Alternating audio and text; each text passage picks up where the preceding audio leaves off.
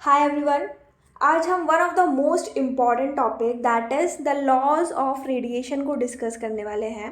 तो remote sensing से related ये बाकी जो भी टॉपिक्स आपको दिखाई दे रहे हैं उनको एक्सेस करने के लिए आप ऊपर आई बटन का क्लिक कर सकते हैं या फिर आप प्लेलिस्ट में जाके रिमोट सेंसिंग नाम से सर्च कर सकते हैं। उसके अंदर आपको सारे टॉपिक्स मिल जाएंगे। तो आप इन सब को एक्सेस करिए, इन सब को पढ़िए और इस पूरे कॉन्सेप्ट को बहुत अच्छे से समझिए। तो चलिए आज के हमारे टॉपिक को हम पढ़ना स्टार्ट करते हैं। लॉज ऑफ रेडिएशन के चार इम्पॉर्टेंट लॉज होते हैं। Stefan Boltzmann law, Planck's law, Wien's law, Kirchhoff's law. इसके अलावा दो लॉ और हम पढ़ेंगे, वो है बियर्स लॉ और लैम्बर्ट कोसाइन लॉ। तो पहला लॉ हम स्टडी करते हैं, that is the Stefan Boltzmann law. ये लॉ क्या होता है? इस लॉ में बताया है कि जो टोटल एनर्जी रेडिएट की जाती है एक ब्लैक बॉडी के द्वारा, वो उसके टेम्परेचर से उसका रिलेशन होता है। अब पहले बताइए ब्लैक बॉडी क्या होता है। ब्लैक बॉडी एक ऐसी हाइपोथेटिकल बॉडी होती है जिसमें ये माना जाता है कि जितनी भी रेडिएशन रिसीव हो रही है, जो ब्लैक बॉडी है उसको 100% रिसीव कर लेगा। तो इसका अब्जॉर्प्शन क्या हो गया? 100%। या फिर अगर यूनिट में बात करें तो 1, मतलब टोटल जो भी रेडिएशन आई इसने सारी की सारी अब्जॉर्ब कर ली। और जब इमिट करने की बारी आएगी तो ये सारी की सारी इमिट भी कर देगा। तो इसकी एमिसिविटी भी क्या हो जाएगी? 1 हो जाएगी। तो ऐसी बॉडी जो सारी रेडिएशंस को अब्जॉर्ब कर ले 100% और जितनी उसके पास है एमिशन करना है वो पूरी की पूरी एमिट कर दे, तो उस बॉडी को, आइडियल बॉडी को बोला जाएगा ब्लैक बॉडी। और इसी के रिस्पेक्ट में हम सारे लॉज ऑफ रेडिएशंस को स्टडी करेंगे। इसका फॉर्मूला होता है E is equal to sigma T⁴, मतलब टोटल रेडिएंट हीट एनर्जी। जो टोटल रेडिएंट हीट एनर्जी है जो किसी भी ब्लैक बॉडी के द्वारा रेडिएट की जाती है, ये ब्लैक बॉडी है तो इसके पर यूनिट सरफेस एरिया में जितनी भी एनर्जी रेडिएट की जाएगी वो होगी डायरेक्टली प्रोपोर्शनल। मतलब ये जितनी भी एनर्जी रेडिएट करी जा रही है वो डायरेक्टली प्रोपोर्शनल होगी उसके टेम्परेचर के 4th पावर से। और जब हम ये प्रोपोर्शनल का साइन हटाएंगे तो एक कांस्टेंट आएगा। वो कांस्टेंट होता है स्टीफन बोल्ट्जमैन कांस्टेंट, मतलब कि सिग्मा। और इस सिग्मा की वैल्यू होती है 5.67 इंटू 10⁻⁻8। और इसकी यूनिट भी बहुत इंपॉर्टेंट है, वॉट पर मीटर स्क्वायर और केल्विन टू द पावर 4। देखिए जैसे ई क्या हो गया? टोटल एनर्जी रेडिएट की गई जो कि ब्लैक बॉडी के द्वारा पर यूनिट सरफेस एरिया, इसलिए पर यूनिट सरफेस एरिया, ये मीटर स्क्वायर लिया है हमने। एनर्जी मतलब watt per metre surface area. Stefan Boltzmann का कांस्टेंट की वैल्यू हो गई 5.67 into 10⁻⁻8 watt per metre square into K⁴, kelvin की पावर 4। और जो T है वो क्या हो जाएगा? एब्सोल्यूट टेम्परेचर हो गया। तो यही है स्टीफन बोल्ट्जमैन लॉ कि एक ब्लैक बॉडी के द्वारा जो भी एनर्जी रेडिएट की जाती है पर यूनिट सरफेस एरिया के, वो डायरेक्टली प्रोपोर्शनल होती है उसके एब्सोल्यूट टेम्परेचर के 4th पावर के बराबर। तो इसका की कॉन्सेप्ट यही है कि जो टोटल एनर्जी होती है वो एब्सोल्यूट टेम्परेचर के 4th पावर के बराबर होती है। तो वो कौन सा लॉ है? वो है स्टीफन बोल्ट्जमैन लॉ। तो इस लॉ में जो सबसे ज़्यादा इम्पॉर्टेंट क्या क्या चीज़ें हैं, एक तो इसका formula E is equal to sigma T⁴। और ये जो सिग्मा, ये जो इसका कांस्टेंट है उसकी वैल्यू यूनिट के साथ, इसकी यूनिट याद रखना भी बहुत इंपॉर्टेंट है। तो एनर्जी जो कि रेडिएट हो रही है ब्लैक बॉडी से वो डायरेक्टली प्रोपोर्शनल है उसके एब्सोल्यूट टेम्परेचर के 4th पावर से। और सिग्मा की वैल्यू है 5.67 into 10⁻⁻8 watt per metre square K⁴। Next जो लॉ हम स्टडी करेंगे वो है प्लैंक्स लॉ। प्लैंक लॉ क्या बताता है? Spectral distribution of radiation, black body के द्वारा जो रेडिएशन इमिट हो रहा है उसका स्पेक्ट्रल डिस्ट्रीब्यूशन। स्पेक्ट्रल डिस्ट्रीब्यूशन मतलब, स्पेक्ट्रम मतलब उसकी वेवलेंथ, जो उसकी वेवलेंथ होती है जिसको हम लैम्डा से डिनोट करते हैं, उसका डिस्ट्रीब्यूशन क्या है वो कौन बताएगा? वो प्लैंक लॉ बताएगा। तो इसका फॉर्मूला होता है जैसे कि आप इसके फॉर्मूला है कि E is equal to H, जो कि प्लैंक्स कांस्टेंट है, न्यू मतलब फ्रीक्वेंसी। तो अब आप बोलोगे कि अभी तो आप स्पेक्ट्रल डिस्ट्रीब्यूशन बता रहे थे और आपने फ्रीक्वेंसी लिख दी, ये कैसे हो गया, फॉर्मूला कैसे चेंज हो गया? तो इसका फॉर्मूला चेंज नहीं हुआ है। एक्चुअली जो फ्रीक्वेंसी होती है वो इन्वर्सली प्रोपोर्शनल होती है वेवलेंथ के। तो हम इसको यहाँ पर लिख सकते हैं c मतलब स्पीड ऑफ लाइट यहाँ पर आ जाएगा, और divided by lambda.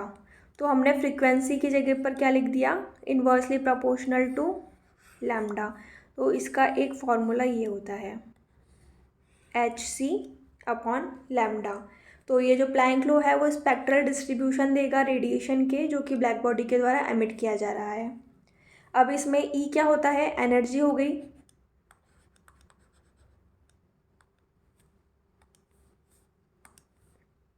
Energy E, जो H है वो प्लैंक का कांस्टेंट हो गया, ये कांस्टेंट है प्लैंक कांस्टेंट,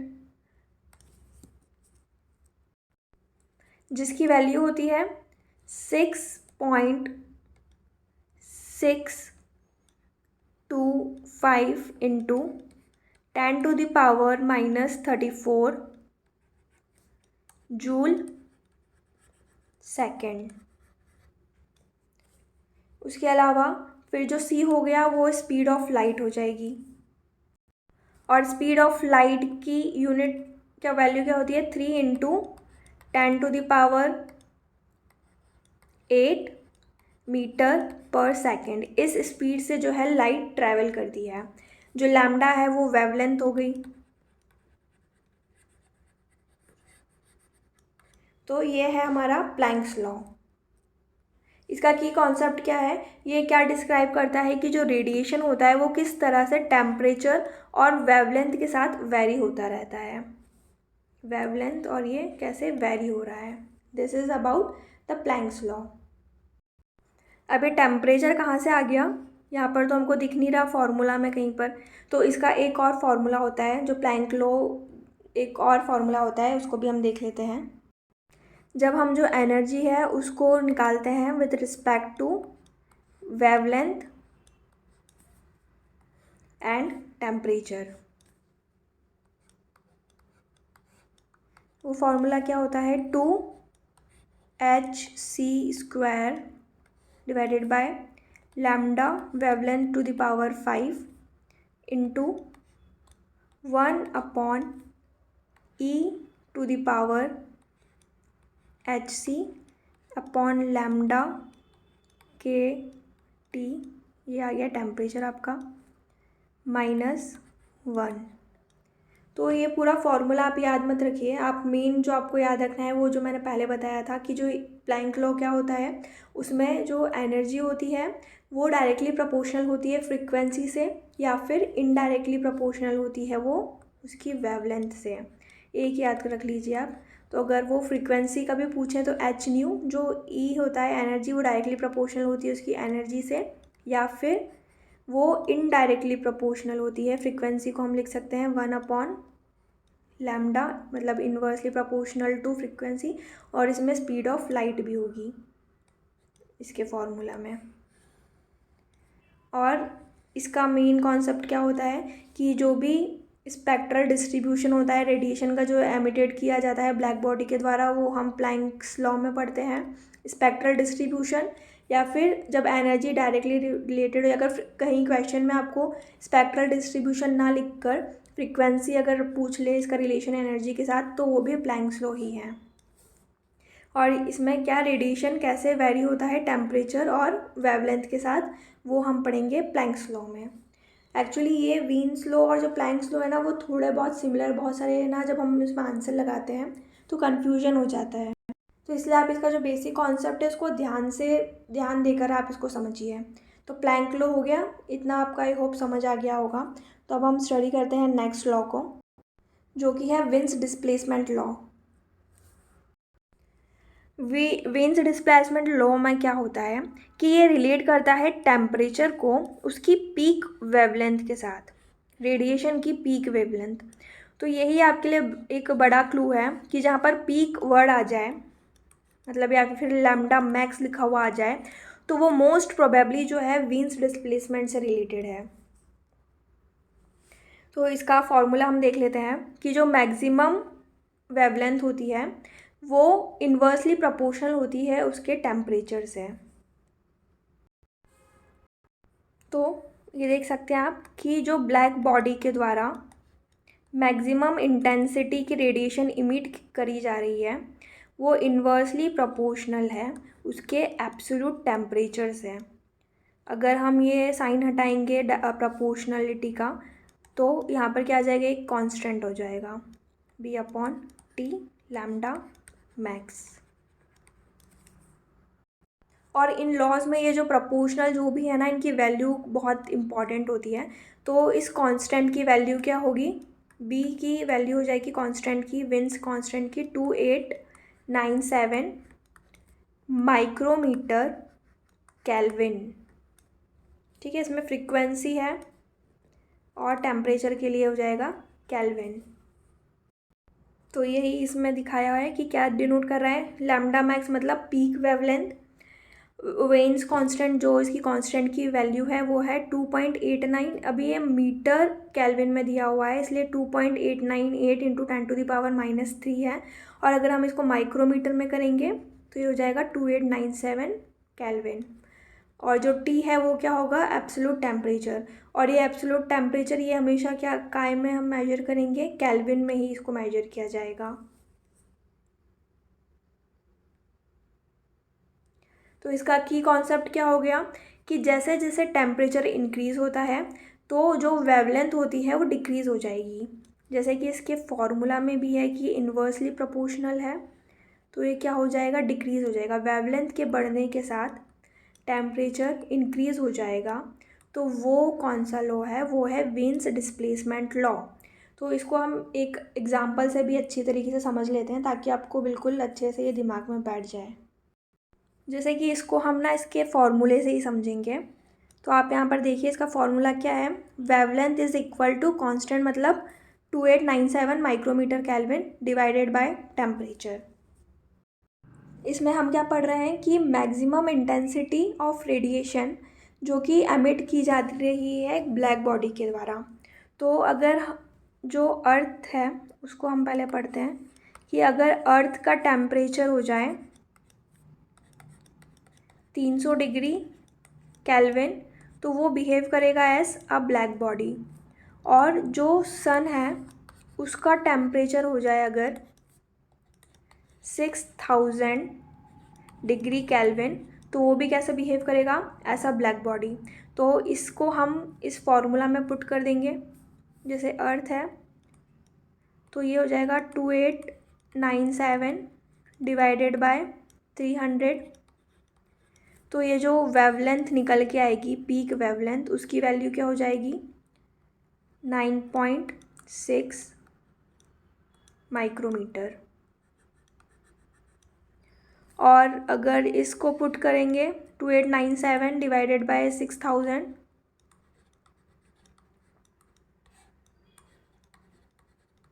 डिग्री केल्विन, तो ये केल्विन कट जाएगा इसकी, ये है ना माइक्रोमीटर केल्विन, जैसे ये माइक्रोमीटर केल्विन है और ये भी केल्विन है तो केल्विन कट जाएगा। तो जो फाइनल वैल्यू में क्या बचेगा, सिर्फ माइक्रोमीटर। तो जो सन है उसकी वैल्यू कितनी हो जाएगी, 0.48 माइक्रोमीटर। अब इसकी जो रिलेशन है उसको हम एक ग्राफ के साथ समझेंगे।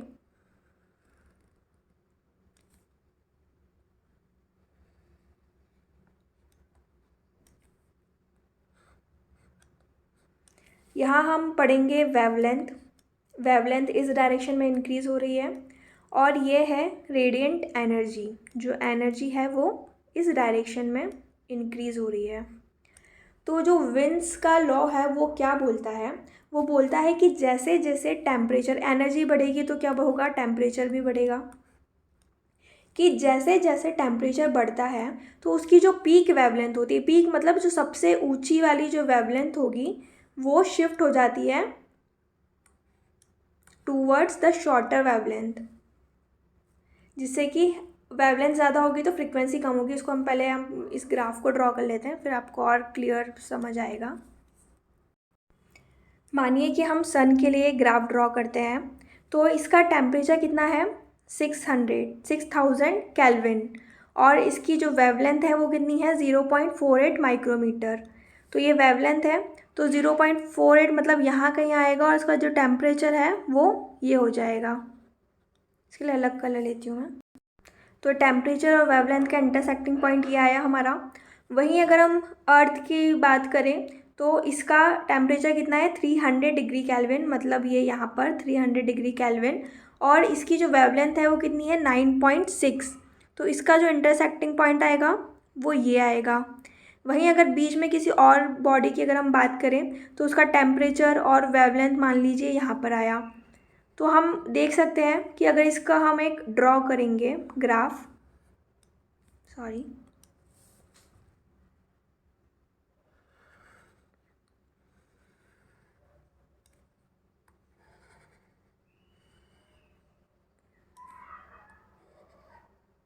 तो ये कुछ ऐसा बनेगा। ये ग्राफ किसका है 9.6, ये अर्थ का है, और ये वाला किसका है, ये सन का है। तो इसमें आपको क्या पैटर्न दिखाई दे रहा है कि जैसे जैसे टेम्परेचर बढ़ रहा है, जैसे जैसे ये टेम्परेचर बढ़ रहा है, वैसे वैसे ये जो पीक वेवलेंथ है वो शॉर्टर वेवलेंथ की तरफ शिफ्ट हो रही है। मतलब जो वेवलेंथ छोटी है उसमें पीक ज़्यादा है, और जो वेवलेंथ बड़ी है उसका जो पीक है वो कम है। और ये जैसे कि हमारा फॉर्मूला है उसमें भी इसका यही रिलेशन है कि वेवलेंथ, टेम्परेचर अगर बढ़ेगा तो वेवलेंथ कम हो जाएगी एंड वाइस वर्सा। तो जैसे जैसे टेम्परेचर बढ़ेगा तो जो पीक वेवलेंथ, पीक मतलब जो सबसे ऊंची वेवलेंथ होगी वो शॉर्टर वेवलेंथ की तरफ शिफ्ट हो जाएगी। ये टेम्परेचर बढ़ रहा है जहाँ पर, तो ये जो वेवलेंथ है वो शॉर्टर वेवलेंथ की तरफ शिफ्ट हो जाएगी। यही इसका मेन कॉन्सेप्ट होता है विन्स लॉ का। ठीक है, तो आप याद रखिए ये टेम्परेचर 6000 केल्विन है, तो ये जो पीक वेवलेंथ है, फिर यहाँ का आपने टेम्परेचर ड्रॉ किया। तो अब जैसे जैसे जो पीक वेवलेंथ है ना, जैसे ही टेम्परेचर बढ़ेगा तो इसकी जो वेवलेंथ है वो छोटी होती जाएगी। अगर आगे हम और ड्रॉ करेंगे तो इसकी जो है वेवलेंथ वो और शॉर्टर हो जाएगी टेम्परेचर बढ़ने पे। ओके, सो आई होप आपको ये समझ आ गया होगा विन्स डिस्प्लेसमेंट लॉ के बारे में। ये जो हमने ग्राफ देखा वही लिखा हुआ है इसके अंदर कि जैसे जैसे टेम्परेचर इंक्रीज़ होगा वैसे वैसे जो पीक वेवलेंथ है वो डिक्रीज़ हो जाएगी, और ये शॉर्टर वेवलेंथ की तरफ जो है वो शिफ्ट हो जाएगी। जो पीक वेवलेंथ है जितनी छोटी इसकी वेवलेंथ होगी उतनी ज़्यादा वो पीक होगी। ओके, तो अब हम पढ़ते हैं नेक्स्ट लॉ के बारे में। और अभी हमने एक रिलेशन और पढ़ा था कि जो वेवलेंथ होती है वो इन्वर्सली प्रोपोर्शनल होती है फ्रीक्वेंसी से, जो प्लैंक लॉ में हमने पढ़ा था रिलेशन ये वाला। तो वेवलेंथ जो होती है इन्वर्सली प्रोपोर्शनल होती है फ्रीक्वेंसी से। तो जैसे ये वेवलेंथ छोटी है तो उसमें आपको देख रहा होगा कि जो है ये पीक पर है, मतलब तो ये टेम्परेचर ज़्यादा है, वेवलेंथ कम है। तो वेवलेंथ कम है तो फ्रीक्वेंसी क्या होगी, ज़्यादा होगी। इसकी फ्रीक्वेंसी ज़्यादा होगी, फ्रीक्वेंसी ज़्यादा होगी तो ये एनर्जी भी इसके अंदर जो रेडिएशन एमिशन करने की एनर्जी है वो भी ज़्यादा होगी। तो आप इसको इसलिए इससे आसानी से याद रख सकते हैं कि जो सन से जो रेडिएशन आएगी वो ज़्यादा फ्रीक्वेंसी पर आएगी, और इसका एनर्जी रेडिएशन एमिशन जो होगा वो ज़्यादा होगा। तो जो नेक्स्ट लॉ हम पढ़ रहे हैं किरचॉफ्स लॉ ऑफ रेडिएशन। अभी तक हमने पढ़ लिया Stephen Boltzmann law, Planck's law, wins law, और अब हम पढ़ रहे हैं किरचॉफ्स लॉ। तो ये सभी लॉ में सबसे आसानी से जो याद रखे जाने वाला लॉ है वो है किरचॉफ्स लॉ ऑफ रेडिएशन। ये क्या होता है, ये रिलेशन बताता है एमिसिविटी और अब्जॉर्प्टिविटी के बारे में। ये लॉ रिलेट करता है एमिसिविटी और अब्जॉर्प्टिविटी ऑफ अ मटेरियल को एक एट थर्मल इक्विलिब्रियम।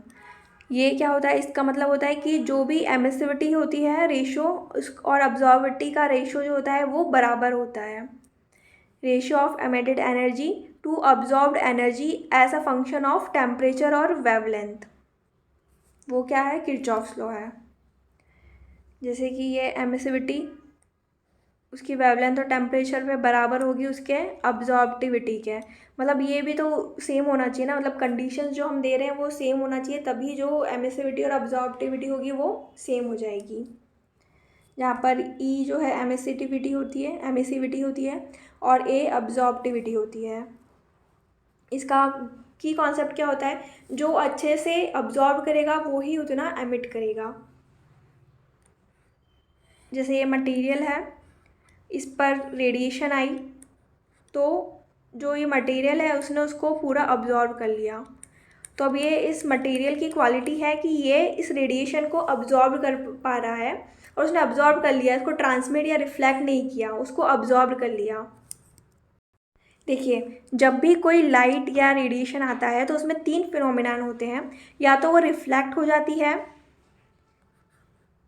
या फिर वो अब्जॉर्ब हो जाती है जिसको अल्फ़ा से डिनोट करते हैं, या फिर वो ट्रांसमिट हो जाती है, वो इस मटेरियल से बाहर निकल जाती है, इसको टी से डिनोट करते हैं।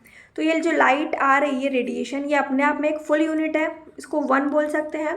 तो इसमें 3 फिनोमिनन जो हुए हैं, अब्जॉर्बिविटी, रिफ्लेक्शन और ट्रांसमिटी, तो इन तीनों का सम भी कितना होना चाहिए? इन तीनों का सम कितना होगा? 1 होगा।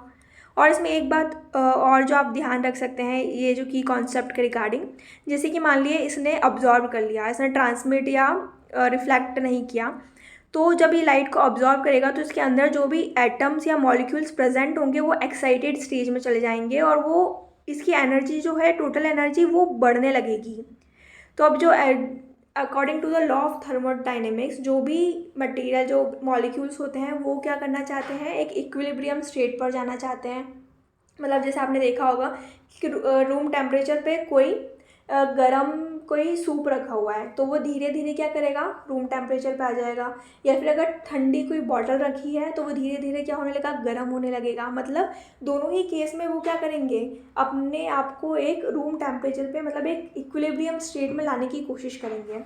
तो वैसे ही जो मटेरियल के अंदर के जो भी एटम्स या मॉलिक्यूल्स हैं, जो कि स्टेबल थे लेकिन लाइट की वजह से एकदम ज़्यादा एक्साइटेड हो गए, तो वापस वो स्टेबिलिटी अटेन करने की कोशिश करेंगे, जिसकी वजह से जो एक्सेस हीट इसने ली है उसको वापस रिलीज़ करने की कोशिश करेंगे।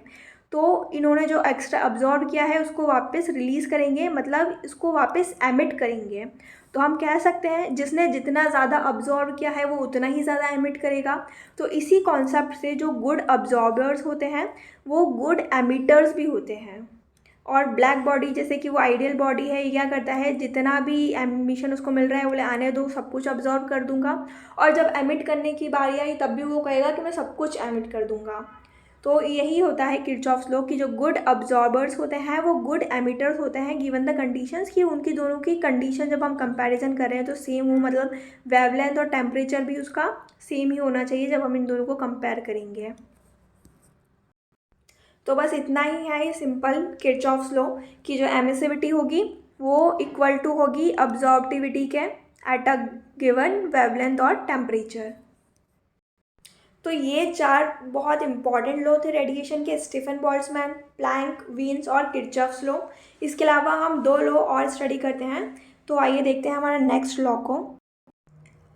लैम्बर्ट कोसाइन लॉ को अगर आप इजी लैंग्वेज में समझें तो ये लॉ होता है कि जो लाइट है वो कैसे स्प्रेड होती है जब वो किसी भी एक सरफेस को हिट करती है। तो जैसे कि मान लीजिए एग्जांपल के तौर पर आप एक फ्लैश लाइट दीवार की तरफ आप उसको दिखाते हैं, तो जो लाइट होगी अगर आप उसको सीधा रखेंगे तो वो ब्राइट होगी और किसी एक पॉइंट पर ही वो कंसंट्रेट होगी, क्योंकि वो डायरेक्टली वॉल को हिट कर रही है। वहीं अगर आप उस फ्लैश लाइट को थोड़ा सा अगर टिल्ट कर देंगे तो वही सेम अमाउंट ऑफ लाइट जो है वो ज़्यादा एरिया में स्प्रेड हो जाएगी। लेकिन अब जो लाइट होगी वो ज़्यादा एरिया में तो स्प्रेड होगी, लेकिन वो कंपैरेटिवली वो डिम हो जाएगी, थोड़ी सी कम रोशनी होगी उसकी। तो लैम्बर्ट कोसाइन लॉ में हम यही लॉ ऑफ एल्यूमिनेशन भी बोलते हैं इसको। इसमें हम जो लाइट है वो कैसे स्प्रेड हो रही है जब वो सरफेस को हिट कर रही है, और इसमें एक इम्पॉर्टेंट बात कि जो सरफेस होता है वो डिफ्यूज़ रेडिएशन इसमें करते हैं। डिफ्यूज़ मतलब ये जो सरफेस होगा वो रफ़ सरफेस होगा। तो जब इसमें क्या होता है, जो स्पेकुलर रिफ्लेक्शन होता है उसमें क्या होगा, जो सीधा रिफ्लेक्शन हो जाएगा कि जैसे आई रेडिएशन वैसा कि वैसा ही वो रिफ्लेक्ट हो जाएगा, तो वो होता है जब स्मूथ सरफेस होती है। लेकिन इसमें हम डिफ्यूज़ रेडिएशन को पढ़ते हैं लैम्बर्ट कोसाइन लॉ में, मतलब यहाँ पर जो लाइट, जो सरफेस है वो रफ़ है, तो इसलिए जो लाइट आ रही है वो स्कैटर होगी, और वो कैसे होगी वो हम पढ़ते हैं इसमें आगे। पहले हम इसका फॉर्मूला देख लेते हैं। इसका फॉर्मूला होता है E theta is equal to E N cos theta. अब इसमें ई थीटा क्या होता है, ये रेडिएंट इंटेंसिटी होती है, मतलब किस इंटेंसिटी से जो है लाइट सरफेस पर रिसीव हो रही है, वो रेडिएंट इंटेंसिटी होता है ई थीटा। और जो ई एन क्या होता है, ई एन रेडिएंट इंटेंसिटी होती है of the surface which is perpendicular to the surface, मतलब इस सरफेस से जो परपेंडिकुलर होगी ये होती है ई एन रेडिएंट इंटेंसिटी, जो कि इस सरफेस से जहाँ पर ये इंटेंसिटी, ये जो लाइट आ रही है उससे परपेंडिकुलर जो होगा वो ई एन होगा, ये जो इंटेंसिटी आई वो ई थीटा होगी।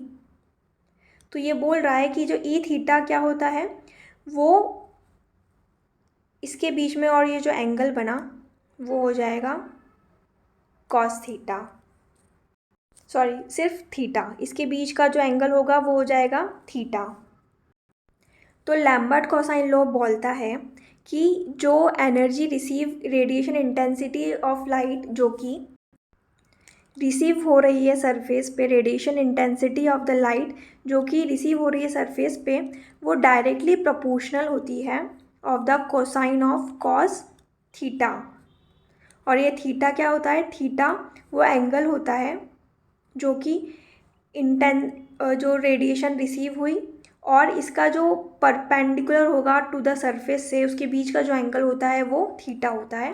तो यही होता है लैम्बर्ट कोसाइन लॉ। और इसकी सरफेस कैसी होगी, डिफ्यूज सरफेस, मतलब रफ। और जब डिफ्यूज रेडिएशन होता है तो जो लाइट है वो यूनिफॉर्मली स्प्रेड होती है हर डायरेक्शन में, जैसे कि ये लाइट आई तो वो ऐसे यूनिफॉर्मली स्प्रेड होगी डिफ्यूज़ में। अब इस लॉ में की पॉइंट क्या है कि जैसे जैसे एंगल ऑफ इंसिडेंस बढ़ता है वैसे वैसे जो ब्राइटनेस होती है वो सरफेस की वो डिक्रीज़ हो जाती है। जैसे कि अगर ये कॉस थीटा की हम बात करें तो अगर थीटा की वैल्यू हो गई, जैसे ये कॉस थीटा है,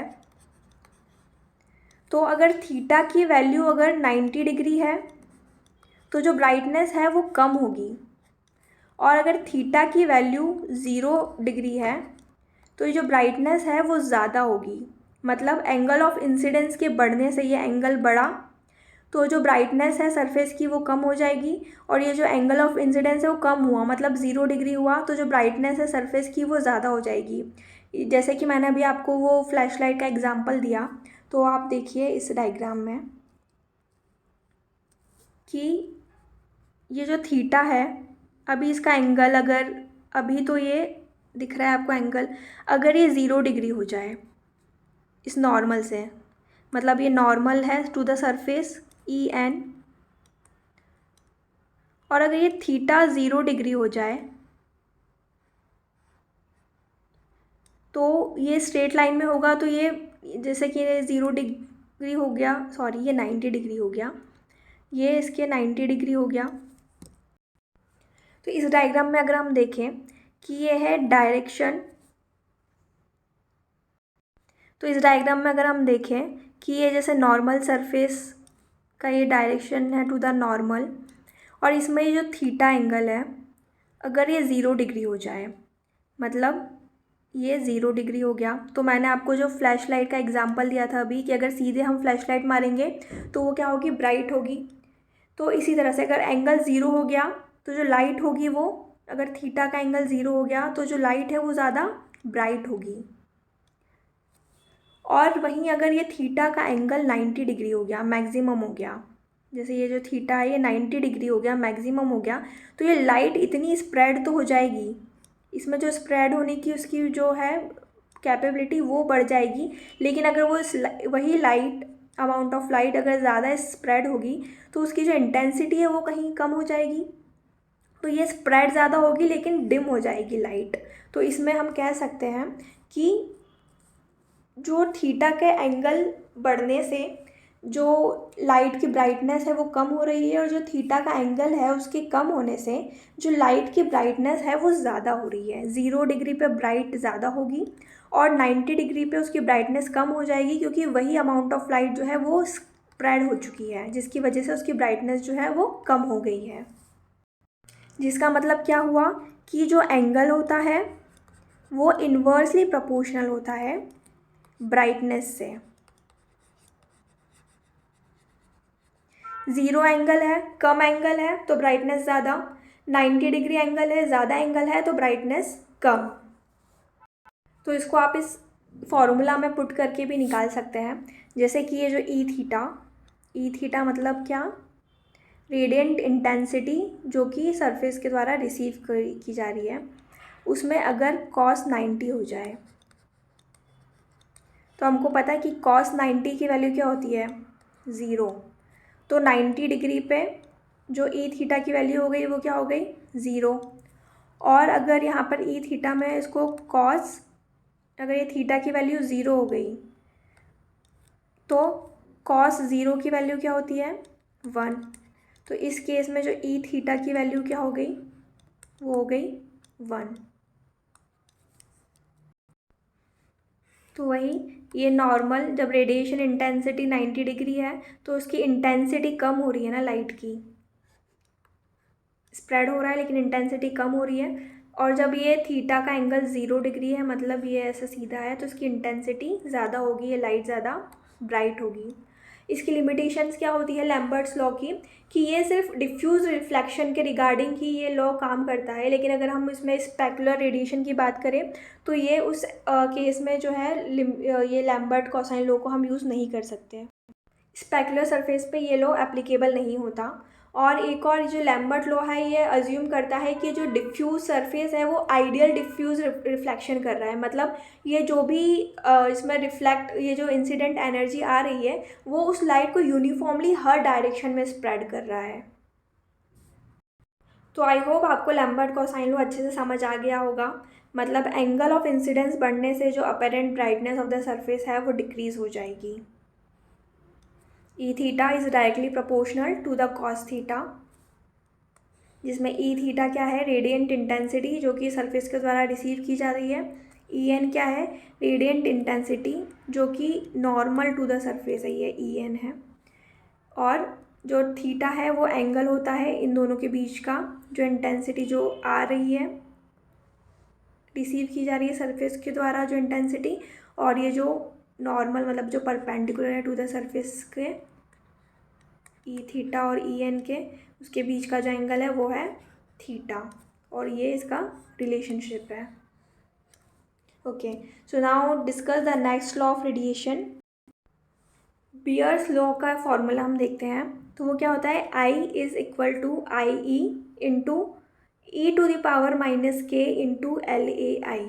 अब ये आई क्या होता है, ये लाइट इंटेंसिटी होती है किसी भी पर्टिकुलर हाइट पे। जैसे ये कैनोपी है आपकी, तो किसी भी हाइट पे जो लाइट की इंटेंसिटी होगी उसको क्या डिनोट करेंगे, एस आई से। और लाइट इंटेंसिटी जो कैनोपी के टॉप पर होगी उसको आई ई से डिनोट किया जाएगा। फिर एल ए आई क्या होता है, लीफ एरिया इंडेक्स, और ये जो के होता है वो एक्सटेंशन कोएफिशिएंट होता है। तो जो बियर लॉ क्या होता है, ये क्या स्टेट करता है कि जो फ्रैक्शन ऑफ रेडिएशन जो कि इंटरसेप्ट की गई है कैनोपी के द्वारा, जो भी रेडिएशन कैनोपी के द्वारा इंटरसेप्ट किया गया है वो क्या होता है, वो एक्सपोनेंशियल फंक्शन होता है।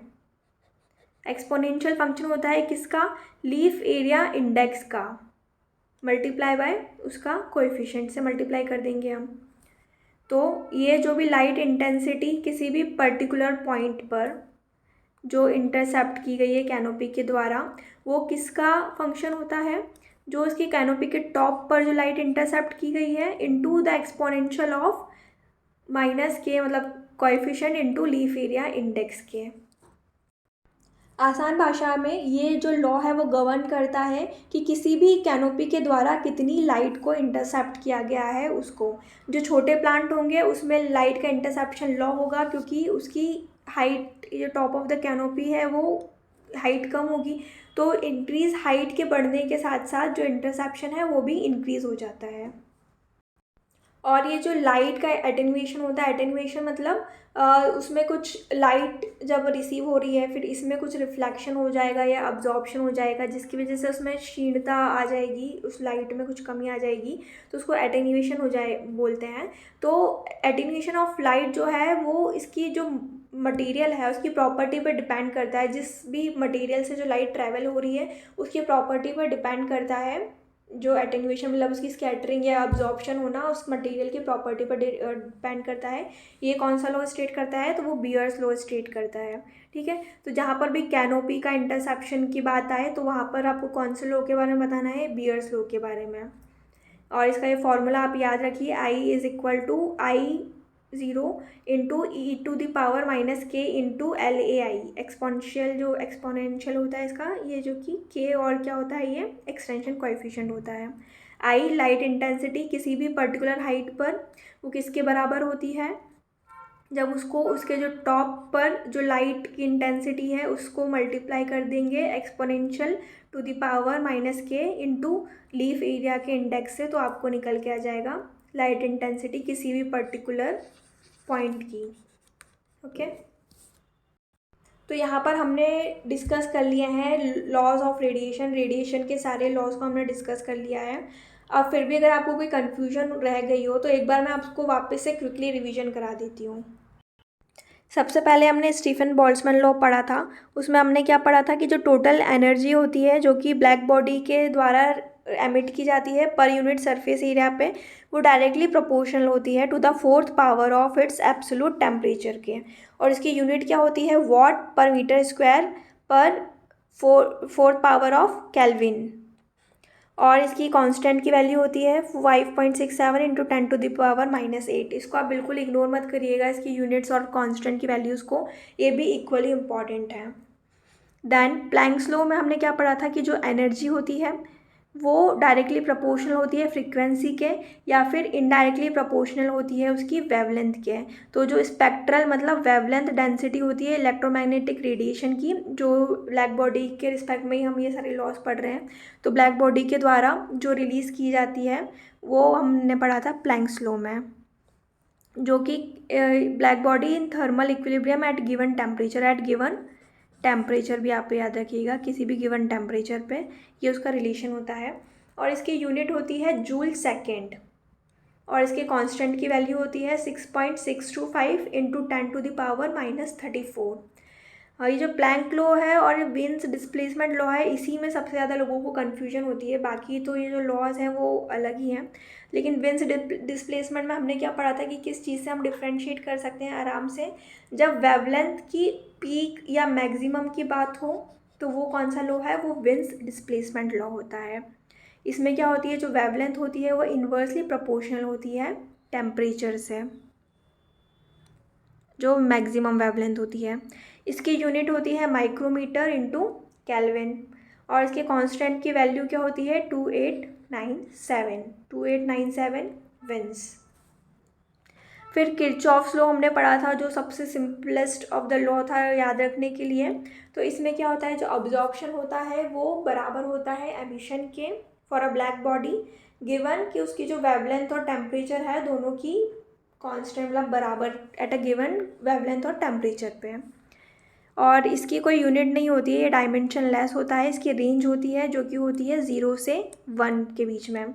तो जो ब्लैक बॉडी होती है उसकी कितनी होती है, एमिशन और अब्जॉर्प्शन 1 होती है वो, और जो नॉन एमिटेड बॉडीज़ होती हैं उनकी 0 होती है, बाकी जो होती हैं उनकी ग्रे बॉडीज़ वगैरह की <1 होती है। फिर लैम्बर्ट कॉसाइन लॉ हमने पढ़ा था, जो कि था related to the intensity of radiation की। जो इंटेंसिटी है रेडिएशन की, जो कि एक आइडियल और इसमें डिफ्यूज सरफेस के रिस्पेक्ट में ही हम इस लॉ की बात करेंगे। जहाँ पर स्पेकुलर रिफ्लेक्शन या स्पेकुलर सरफेस होगा वहाँ पर ये लॉ जो है काम नहीं करेगा। डिफ्यूज़ मतलब जब सरफेस रफ होगा और वो यूनिफॉर्मली जो लाइट है उसको हर डायरेक्शन में स्प्रेड करेगा। ठीक है, तो जो वो होता है वो प्रोपोर्शनल होता है जो cosine of the angle theta, जो थीटा एंगल होता है उसके कॉस से वो प्रोपोर्शनल होता है। तो थीटा क्या होता है कि वो एंगल होता है किसके बीच में, जो लाइट रेडिएट हो रही है उसके और जो सरफेस से जो नॉर्मल मतलब जो 90 डिग्री जो परपेंडिकुलर हुआ उन दोनों के बीच का जो एंगल होगा वो थीटा होता है। ये थीटा एंगल होगा। तो इसके कोसाइन के प्रोपोर्शनल डायरेक्टली प्रोपोर्शनल होता है ये। इसकी भी यूनिट नहीं होती है और ना ही कोई इसकी कांस्टेंट वैल्यू होती है। और इसकी जो यूनिट होगी वो होगी वॉट पर स्ट्रे रेडियन, वॉट पर स्ट्रे रेडियन, ये इसकी यूनिट होगी। इसके अलावा हमने एक और लॉ पढ़ा था जो कि है ये बियर्स लॉ, जो कि रिलेटेड है जो लाइट इंटरसेप्शन होता है कैनोपी के द्वारा, जो कि डिपेंडेंट होता है उसके मटेरियल के द्वारा कि कितनी लाइट इंटरसेप्ट होगी। ये इस लैंग्वेज में डायरेक्टली जो है क्वेश्चंस आए हुए हैं एग्ज़ाम में। तो ये जो भी लॉज है ना उनकी लैंग्वेज को थोड़ा सा ट्विस्ट कर दिया जाता है ताकि आप कंफ्यूज हो जाएं कि यार ये कौन सा लॉ है, प्लैंक लॉ है कि बेंस लॉ है कि किरचॉफ लॉ है। तो आप इसको अच्छे से, अगर आपका बेसिक क्लियर है तो आप उसको जो भी मैंने आपको बताया कि जैसे कि आपको डिफ्रेंशिएट करना है विंस लॉ को, तो आपको सर्च करना है कि ठीक है पीक वेवलेंथ जहाँ पर आ गया तो वो विंस लॉ हो गया। ऐसे छोटी छोटी जो भी मैंने आपको चीज़ें बताई है उसको आप अच्छे से समझ लीजिए तो आप बहुत आसानी से इन लॉज को डिफ्रेंशिएट कर सकते हैं। या आपके जेआरएफ में ये लॉज तो बहुत ही इंपॉर्टेंट होता है, वो पूछा ही जाता है इससे रिलेटेड क्वेश्चंस, बल्कि 2-3 क्वेश्चंस भी बहुत बार पूछ लिए जाते हैं लॉज से रिलेटेड।